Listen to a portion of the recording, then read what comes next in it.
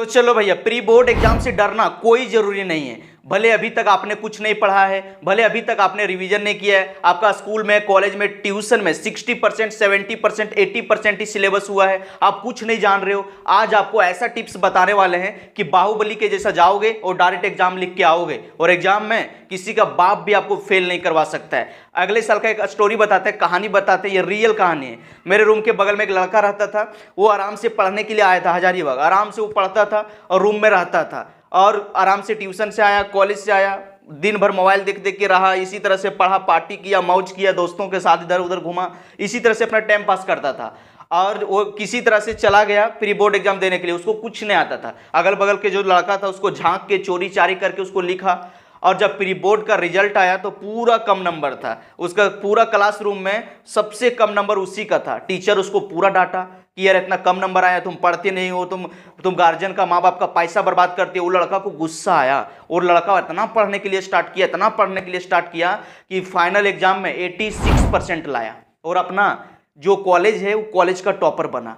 तो देखो भैया, प्री बोर्ड एग्जाम देना बहुत जरूरी है, आपको प्री बोर्ड एग्जाम में बैठना बहुत जरूरी है। भले आपका कम नंबर आ गया ना तो टेंशन मत लो, ये प्री बोर्ड एग्जाम का नंबर से फाइनल एग्जाम में कोई रिलेशन नहीं है।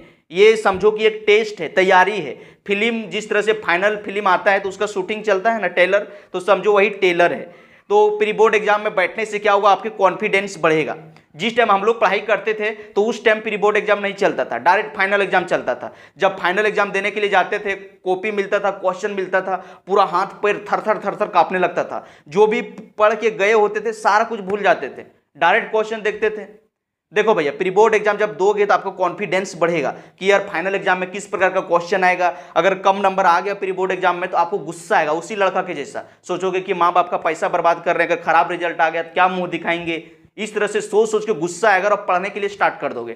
तो देखो भैया, यही कहना चाहेंगे कि आपका स्कूल में, कॉलेज में, ट्यूशन में जितना सिलेबस हुआ है 60%, 70%, 80%, उसको बार बार पढ़ो, बार बार रिवीजन देखो। टीचर जो लिखाया है इंपॉर्टेंट टॉपिक उसका तैयारी कर लो। बहुत सारा स्टूडेंट एक गलती करता है, जैसे प्री बोर्ड एग्जाम आने लगता है तो यूट्यूब पर जाके वन शॉट वीडियो सब देखने लगता है और पुराना चीज को वो रिविजन भी नहीं करता है। आगे पढ़ने के चक्कर में पुराना चीज रिवीजन नहीं कर पाता है तो आपका पुराना चीज भी तैयारी नहीं हो पाता है, ना ये तैयारी हो पाता है। उसके बाद फाइनल एग्जाम में जाके सब भूलने लगता है। तो आपको ये गलती बिल्कुल नहीं करना। जितना सिलेबस आपके पास हुआ है उसी को बार बार पढ़ो, बार बार रिवीजन करो। मॉडल पेपर होगा, सैंपल पेपर होगा तो उसको पूरा चाट लो, उसको बार बार लिखो, बार बार पढ़ो, याद कर लो।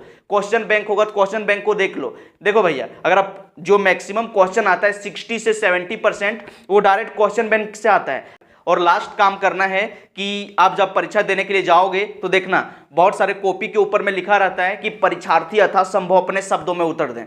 जो क्वेश्चन आप जानते हो उससे रिलेटेड आप कुछ तो जानते होंगे, कुछ भी आपने ट्यूशन में सुना होगा, कुछ भी किताब में पढ़ा होगा। भले आप हुब टू हुब नहीं जानते हो, जो किताब में लिखा हुआ है, जो टीचर लिखाया है, जो आप सुन के सीखा है, उसको अपने भाषा में बैठा बैठा के सिर्फ कॉपी भर दो। अगर आपका कॉपी भरा हुआ रहेगा ना तो आपको नंबर पूरा नंबर मिल जाएगा। तो डरने की कोई जरूरत नहीं है। जाओ, बाहुबली के जैसा जाओ और आराम से प्री बोर्ड एग्जाम को लिख के आओ। और अगर कम नंबर आया तो गुस्सा से पूरा दहाड़ देना, पूरा फाड़ देना।